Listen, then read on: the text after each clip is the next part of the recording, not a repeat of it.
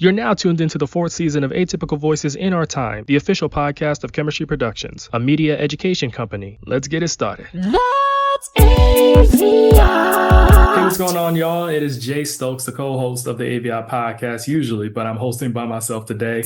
My partner in crime, Jay Random, is not here to join us. He's been very busy lately, so I've been holding down the fort, been doing pretty good on our Sunday Brew episodes. I thank you all for listening to that. I'm going to get into this weird, wonky schedule when it comes to podcast episodes later on, but let me just breeze through this episode right here. Forewarning, I do not have much to talk about. Hopefully I can elaborate more. I'm really doing this at the last minute. I had some family matters that I had to deal with, so I've been all out of whack this week.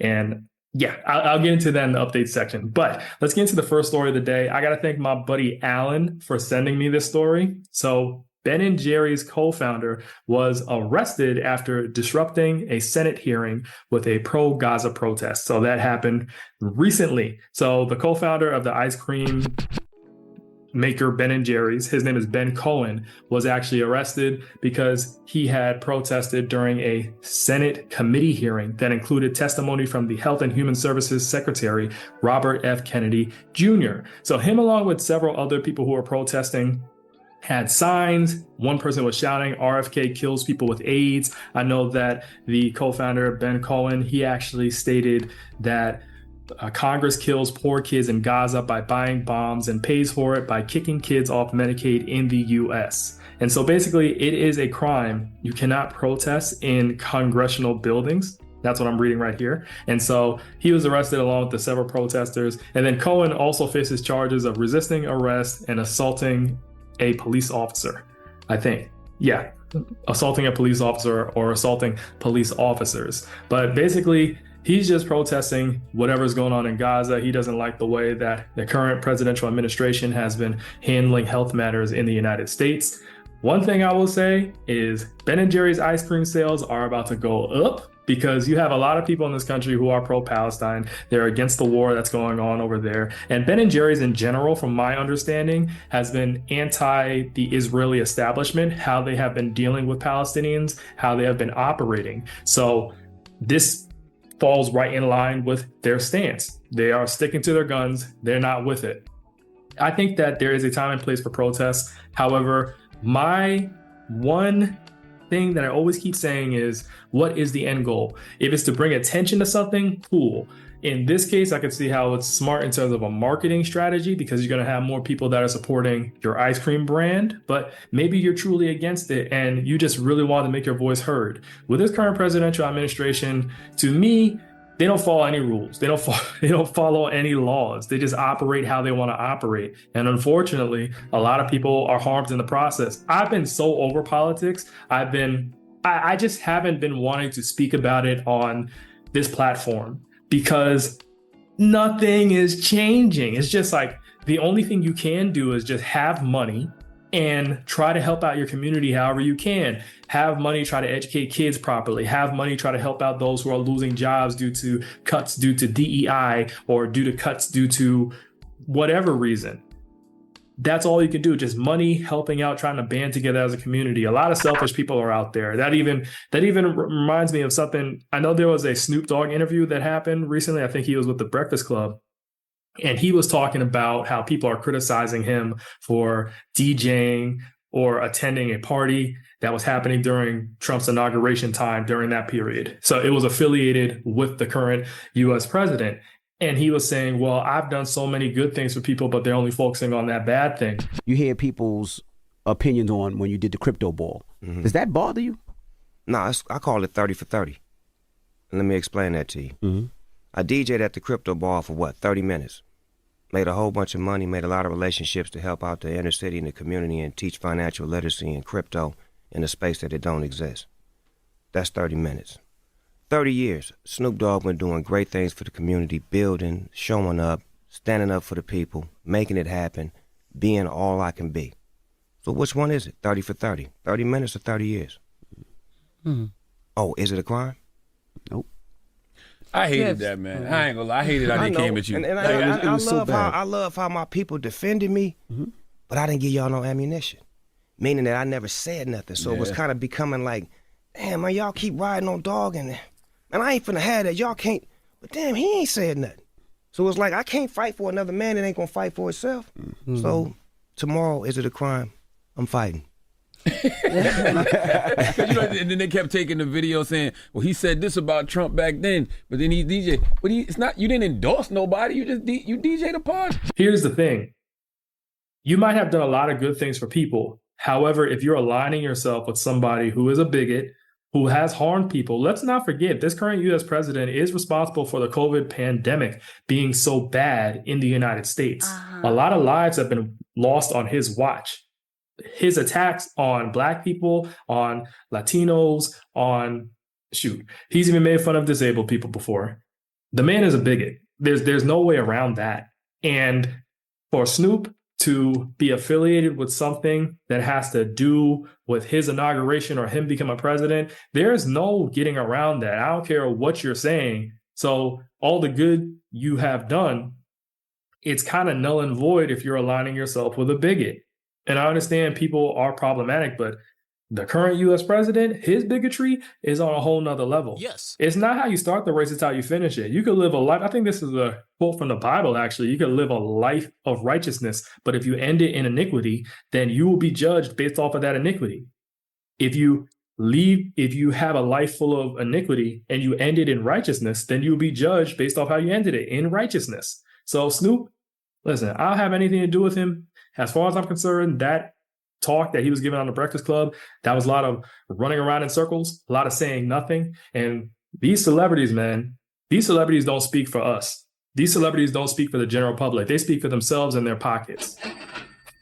So going back to politics, and this will be the last story I'll talk about regarding politics. Senator Amy Klobuchar, a Democrat from Minnesota, she recently kind of distanced herself from former President Joe Biden, because former President Joe Biden had stated, I believe it was during a BBC interview, that he should not have pulled out in the 2024 presidential race sooner, allowing for Vice President Kamala Harris to run. A lot of people were criticizing him. They were saying that he needed to pull out of the race sooner, and then there needed to be a Democratic primary, and then the strongest Democratic candidate would come out and they would run for president.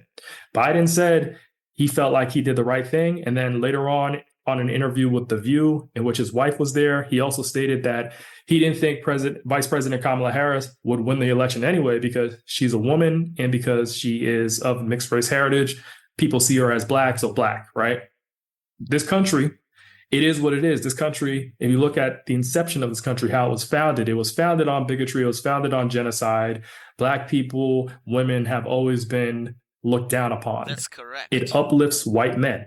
And anyone who aspires to white maleness, white male patriarchy, I know that's a trigger word for some people, but that is essentially what this country operates on. So Amy Klobuchar went on to say, and this is during, I think this is an interview with Meet the Press, NBC's Meet the Press. Let me double check. I'm looking at NBC's Meet the Press. She had said that there are a lot of strong women leaders, and that a woman could eventually become president of the United States, or that the Democrats shouldn't necessarily rule out putting a female presidential candidate on a 2028 ticket. And she also didn't rule out her running for president herself. Let me quote her specifically. She said, "You have seen women run other countries quite well. Angela Merkel comes to mind in Germany, and you've also seen women in the US, incredible mayors, incredible governors. I look in the Senate for Democrats in the last election. 3 of the 4 races where we beat the presidential ticket were women running." I mean, that's all good and dandy. However, when you look at this country, man, I think it's wishful thinking to think that a woman could become president. I would love for it to happen if the woman is qualified. I would love for it to happen. I mean, Vice President Kamala Harris, for as many faults as she had, she was qualified, way more qualified than our current president of the United States right now. She was very much qualified, and she should have won. Yes, sir. She should have won. So the fact that she didn't win, it was an indictment on the country. The country as a whole, they don't want women in high places. They don't want Black women. They don't want non-white women in high places. They look at it as a no-no. Maybe Asian women, because Asian women are considered honorary whites in certain regards. Maybe they could get a pass. But unfortunately, if Hillary Clinton couldn't do it, if Kamala Harris couldn't do it, I don't know who else can. Both of them were very qualified candidates, and people were just nitpicking at them when they were running to become president. So unfortunately, that's where we're at. I think that Democrats are ultimately going to take a safe route, because even with this current presidency right here, all the crazy stuff that's been happening, from federal workers losing their jobs, from all this fighting about birthright citizenship, from all of the deportations that have been happening, even deportations of people who are legally citizens here, it seems that even though people are upset with it, most people are just going to go with business as usual, because I don't know. We don't live in a generation of fighters, really, in my opinion. I think that you have people that are fighting, but more people are just cool with the status quo, and they're not willing to push back. No. If there's anything that this U.S. presidency has taught me, it's that there are no rules when you are a white man in power. There are no rules. Seriously. Especially a white man that's representing a conservative party, there are no rules. That's that. If you're listening to the AVIOT podcast on a streaming service, make sure to leave a rating and a review so we can grow our platform. So speaking of fighting between parties, between lines, I want to pivot and talk about something that has brought me so much joy, and that is this hip hop, I don't know if you'd say beef, but sparring going back and forth between multiple rap artists. You have Joey Badass, you have Ray Vaughn, you have Daylight. All this is sparked by the Kendrick Lamar-Aubrey beef. So that situation happens. At the beginning of the year, you have Joey Badass, who's a rapper. He's also an actor. He makes a song called The Ruler's Back. And in that song, he has a line that says, "Too much West Coast genital licking." Too much DICK licking. Meaning that too many people are suckers for the West Coast. They're doing the most, just giving them all the praise, and it's unwarranted. And so a lot of West Coast artists were upset over that line that Joey Badass said. So you have, I think Lil Poppy has said something. He's a rapper over on the West Coast. You had even someone from Chicago made a rap song. His name is escaping me, but he made a rap song too. Then you had Curtis King made a rap song. I listen to his YouTube channel a lot. He does a lot of commentary on, his whole thing is DIY, do it yourself, just independent artists. And he does a lot of commentary on rappers, independent rappers, rap albums, hip hop in general. He really was talking about this Kendrick Lamar-Aubrey beef a lot. Yes. And if you don't know what I'm talking about with Kendrick Lamar-Aubrey, aka Drake, I've talked about it. Me and Jay Random, my co-host, have talked about it on this podcast a number of times over the years. So just go back to one of our earlier videos where we're talking about that beef right there, and then you'll be caught up with that. Anyways, so the main people that responded back to Joey Badass, in which he's addressing now, were Ray Vaughn and Daylight. Daylight is a battle rapper. Daylight is known for just being really good with his pen, very sharp, very lyrically sound, right? And so he made some songs that were kind of touching on what Joey had said. I think he made something called Hi You. He made another rap song too. And it was just kind of touching on what Joey Badass had said, pretty much saying, hey, man, if you don't stop, I'm going to have to come after you. I'm going to have to write some songs that really get on you. And then Ray Vaughn made a song called Crash Out Heritage, and I believe he used the beat from Kendrick Lamar's Heart Part 6, and he rapped over that, just talking about how the West Coast, they have a certain way about going about things, and how they got crash outs. They got people that are willing to go to war over this hip-hop stuff. They're willing to protect their own. Like, if you come against one of our own, then we're really coming after you. So he makes that song. Joey Badass makes some other music. Sorry, I'm Sorry. I think, what was it? He makes a song called Don't Blame Me, I'm Sorry. I forgot. Let me see. I'm looking right now. Pardon Me. That's the name of the song. And then he makes another song called Sorry Not Sorry. Yes, Sorry Not Sorry came first. And then another song was Pardon Me. And he's pretty much saying, like, I stand on what I'm saying. And, you know, this is just a sparring match. This is just me saying what it is. Then recently, he has a song with Big Sean and Ab Soul. Or it's a cypher, rather. It's called Red Bull Spiral Freestyle. And in here, everybody's rapping. Absol is somebody who's connected to Kendrick Lamar's camp, TDE, Top Dog Entertainment. That's where Kendrick Lamar first was getting a real buzz from. That's the label that he was signed under, a big label. And now he's on his own label, PG Lang. But Absol was rapping with Joey Badass and Big Sean. And Absol and Joey are cool.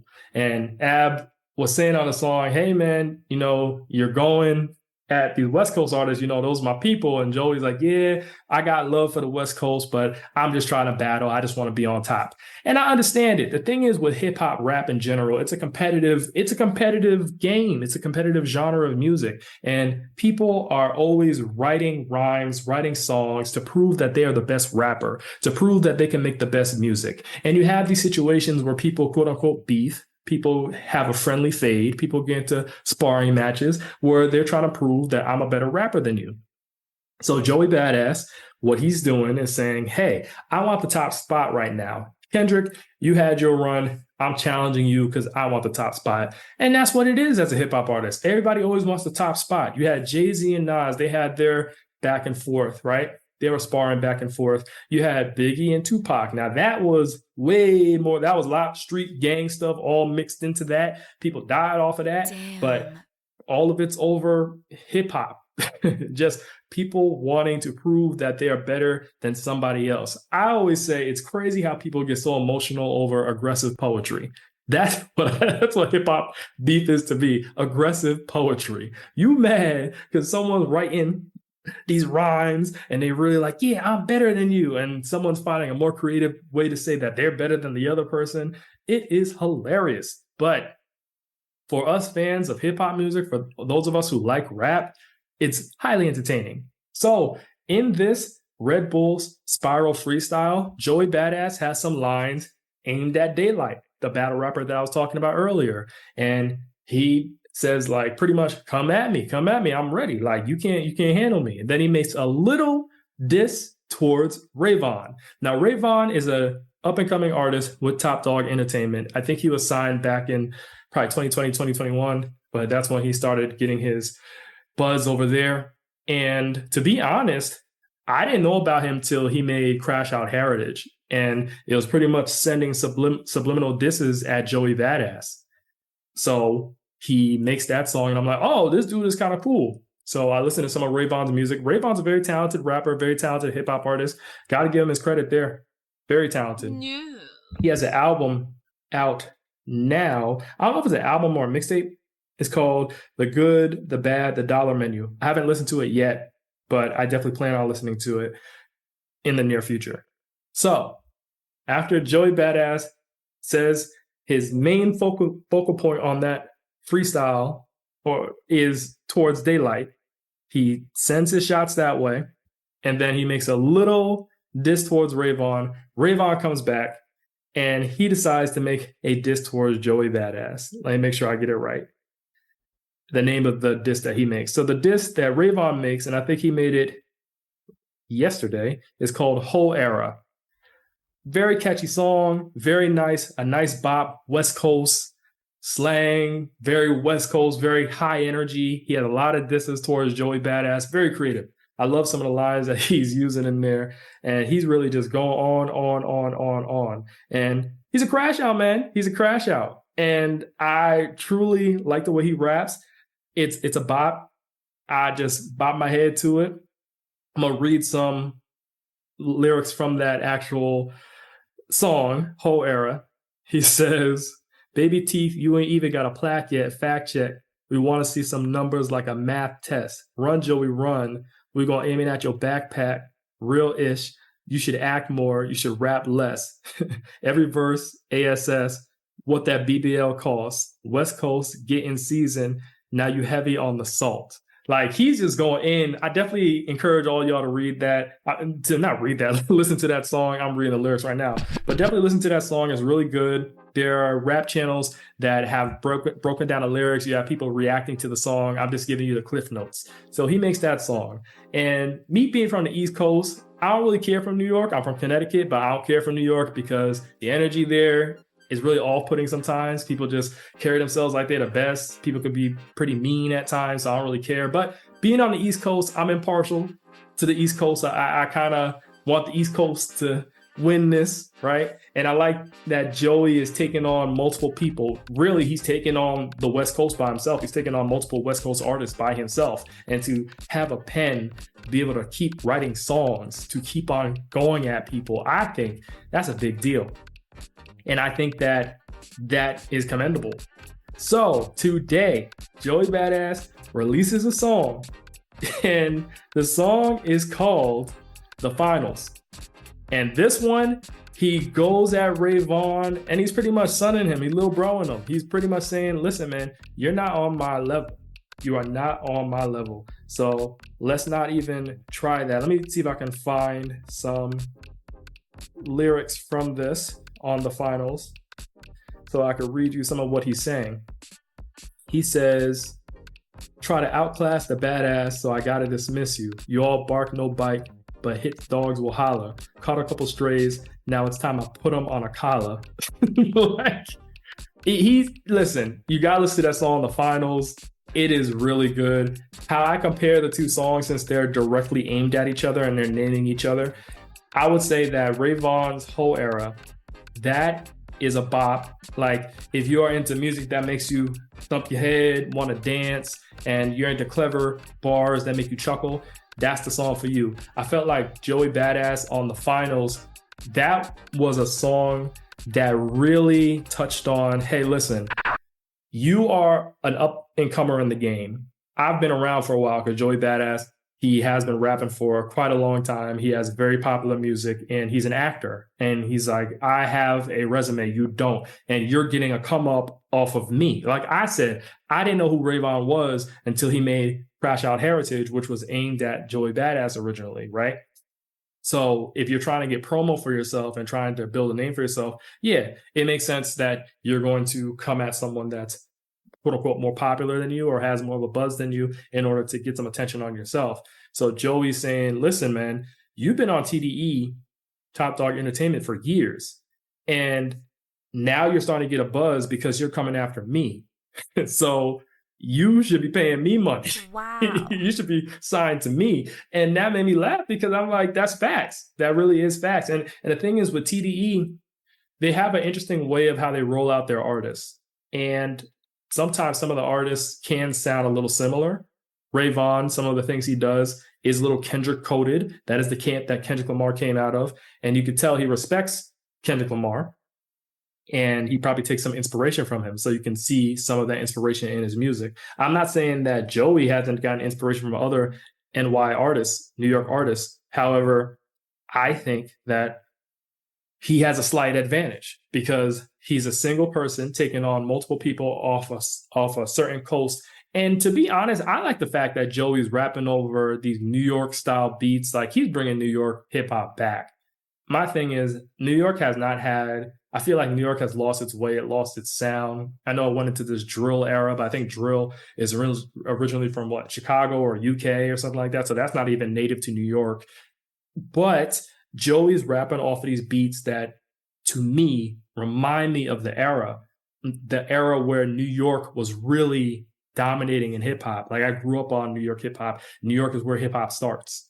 And obviously I wasn't alive for the inception of it. However, when New York was really popping, I was talking about G Unit, 50 Cent, you got DMX, all of them, Wu-Tang. I heard a lot of that music and I definitely love those beats, those boom bap beats. And I feel that Joey Badass, he definitely has done a good job of bringing that sound back. Now, I know that Daylight, the big time hip hop, what is it called, battle rapper, he's definitely going to respond. I know that Ray Vaughn's going to respond again. And I just want to see a good battle. I like that it's literally just them going back and forth over aggressive poetry. I like it. It's just the fact that they're sparring, just trying to prove who's the best. And hopefully it doesn't get any violent, that it just stays on wax, just stays on record. That is it. Joey Badass has strictly said, I love the West Coast. He's just trying to be on top. He's trying to be the top dog. So I like that. Just keep it there. Oh, speaking of hip hop, I actually, for the topic of the day, I want to get into this whole Diddy situation. And yeah, let's first get into updates. As updates, what I was saying earlier was I had to deal with some family stuff, and that has really set me back in terms of how I was trying to move this week in terms of putting out podcast episodes, in terms of putting out content. I know I have a bunch of content that I have to put out, some sports related stuff. And then I also have to talk about, there's this whole trend on TikTok where Black people are saying that people that are gingers are Black.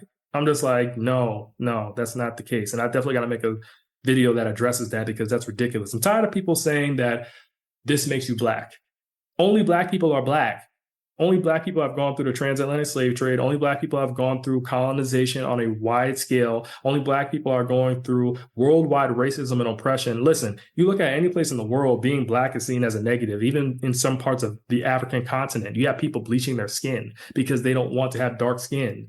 That's colonization. That's white supremacy. Yes. No one else on the world has to deal with that. I understand people deal with discrimination everywhere, right? People deal with bigotry. People deal with stereotypes, negative stereotypes all the time. You got East Asian women who are sexualized, but you also have Black women who are sexualized, right? Anything that someone else has, Black people have it. And I guarantee you they have it 10 times worse. That's correct. So I definitely got to make a video based on that. Yeah. So I thank y'all also for supporting just everything that we do on this platform, supporting our voices. I thank everyone for your comments. I thank people who are submitting topics. That is definitely a great help to us. And we will continue to put out content, continue to raise our voices towards certain issues. And that's the thing with media literacy in general. It's to critique media, it's to speak on media, and to create media. And that is what we do. So I appreciate everybody who's on board with this platform and everybody who has been supportive of us. With that, let's get into the topic of the day. So for the topic of the day, I want to talk about some hip hop news. The Diddy trial. So Diddy's on trial right now for, I think, sex trafficking. He faces 5 criminal counts, 1 count of racketeering conspiracy, 2 counts of sex trafficking by force, fraud or coercion, and 2 counts of transportation to engage in prostitution. So he's on trial. He denies these things. A former girlfriend of his, Cassie Ventura, who a lot of people have associated with Diddy for years, she has been cross-examined, and they're trying to I think the defense attorneys are trying to portray Cassie as a loving partner of Diddy, who willingly participated in things called freak-offs or drug-fueled orgies, allegedly orchestrated by Sean Diddy Combs. And so they're trying to be like, well, you were his girlfriend. You were engaged in all that stuff. I think that Cassie has said that she frequently was physically abused by Diddy, and she suffered multiple medical issues as a result of the constant freak-offs, the drug-fueled orgies. My tongue is twisted. I need to drink some water. Give me 1 second.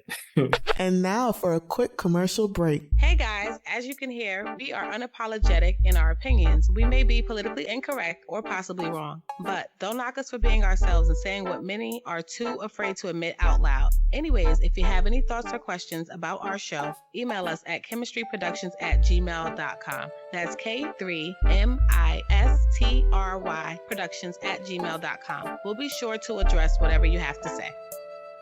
All right. I know based off of what I'm reading right now that Cassie has testified that Diddy was extremely upset over her affair with rapper Kid Cudi, but she admitted that she was jealous of Diddy's ex-girlfriend, Kim Porter. It's just a whole bunch of stuff going on. And Cassie also stated that there were sex videos of her that were going to be used against her. And that's why she had a hard time leaving the relationship with Diddy. I've seen some constant conversations or postings online where people have been saying, well, Cassie, she knew what she was getting herself into with Diddy. Why did she stay? What I have to say with that is, because we've seen the video of Diddy beating up Cassie, I think in a hotel, kicking her on the floor, hitting her in the head. So we know that Diddy abused her. When it comes to people that are trying to get out of abusive relationships, a lot of times they get murdered, man. They get killed. Damn. So it's hard for people to leave these relationships. It's really hard. It's really difficult. What I'll say is there is some accountability that needs to be had with some people that go for partners that they know aren't good for them. there are situations where you know someone's not good for you, but you're just attracted by their aura, their appeal. Maybe you find them physically attractive. Maybe they have some power, so you want to be with them. That's both men and women. That doesn't mean they deserve to be harmed. I'm just saying there is some accountability to be had there. I don't know why Cassie ended up with Diddy. I don't know how she ended up with Diddy. All I know is for her to be abused, assaulted, and harmed by Diddy was wrong. That is not okay. Nope.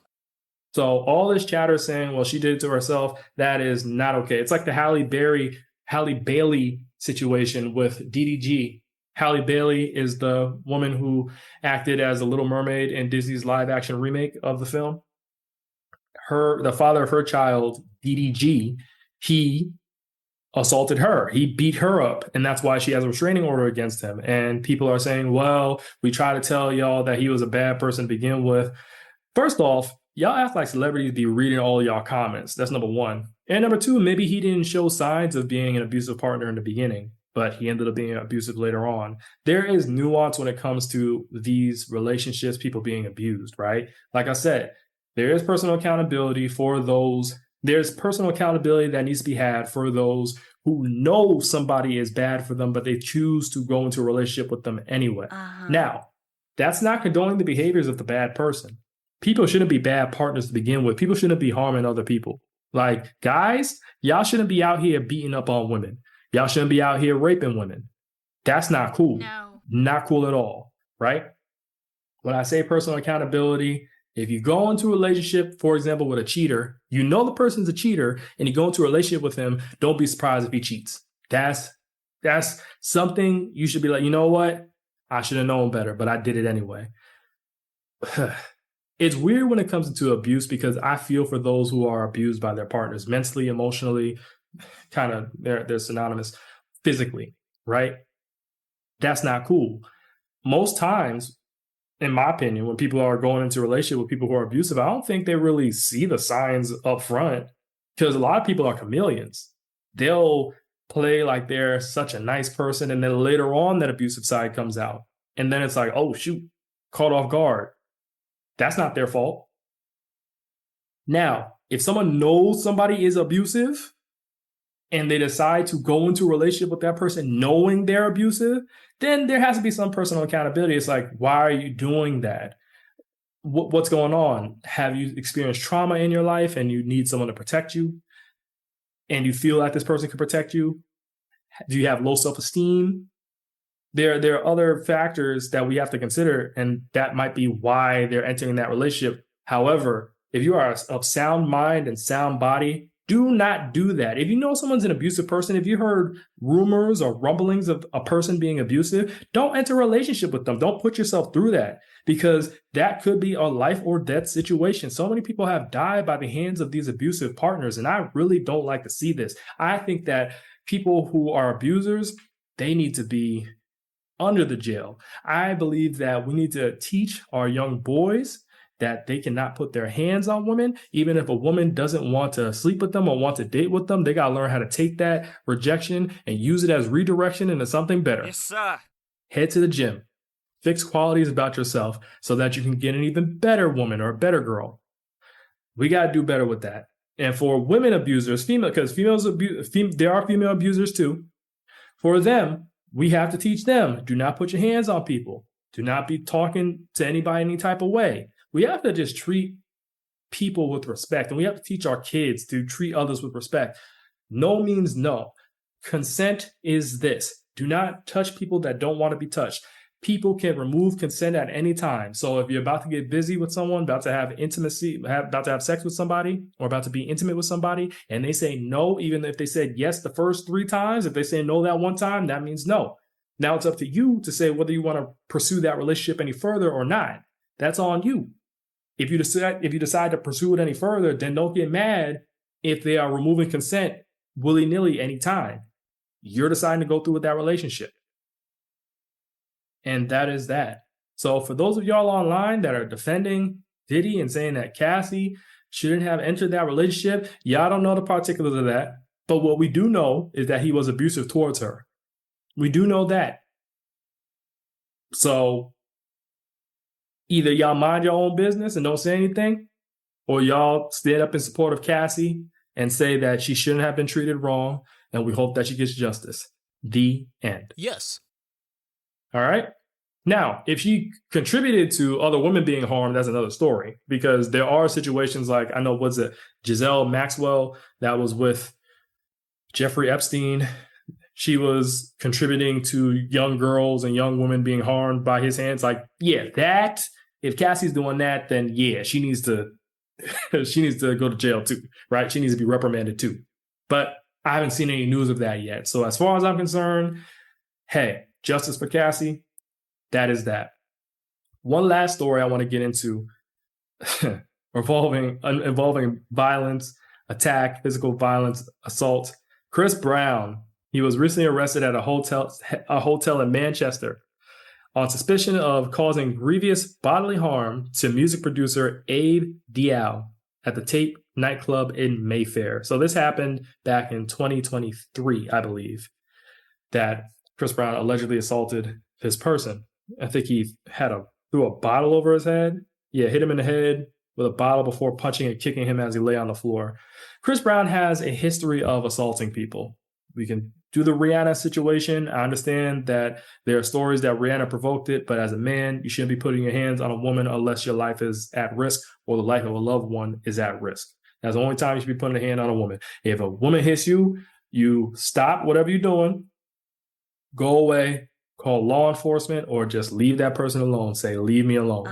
But that was that. I know Chris Brown has had other incidents of assault, has had other incidents where he's been harming people or accused of harming people over the years. My thing is, if you have all these people that are accusing you of something, at some point, either you got to watch how you move around people or you're guilty. Okay? That is what it is. I remember, so through the company account, Chemistry Productions company account, I had an interaction with this woman online. I was even talking about Chris Brown and his colorism. He had a line in a song where he was saying only like the black B words, black women with the good hair.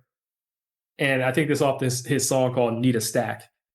And I was like, well, that is seemingly promoting colorism. It's saying that you want probably lighter skinned, high yellow women that have straighter, curlier hair. Because when people like him, Chris Brown is light skinned himself, say they only want black women with the good hair, they ain't talking about afros. They ain't talking about cornrows or locks. They ain't talking about any of that. They talking about that long, silky, smooth hair. That's what they're talking about. All right. So, and then Chris Brown has also been accused of colorism on other occasions too, by not letting darker skinned women into, I think, his spot in a club. But those stories are conflicting. All I got to say is this: Chris Brown, from all accounts on my end, doesn't seem like a good person. Doesn't seem like a nice person to be around. Nope. Because you have all these allegations. Come on, at some point, I think the writing's on the wall. You can't have all these allegations to just be an innocent person. Not at all. And unfortunately, he has a large female fan base that is going to support him no matter what. And I think that is a big flaw in humans. Just because a person is to you attractive, physically, mentally, they have power, doesn't mean that they're good to be around or that you should be supporting them. To be honest with me, I don't care how quote unquote good looking you are. If your attitude is trash, you're not good looking to me. I wish people will understand that looks are truly subjective and we gotta look deeper than just the physical. If the mental, spiritual, and emotional ain't there, no bueno. We shouldn't be bothered with people like that. Not at all. With that being said, got done with this episode right here. Hope to put it out sooner rather than later. Thank y'all for listening to this podcast episode, and I hope to see you all on Sunday on AVIOT Sunday Brew. I'm going to try and speak to y'all in the morning. If that can't happen, then we're going to be doing a late night show like we have been. All right, y'all. Peace. So go a little something like this. That's AVIOT.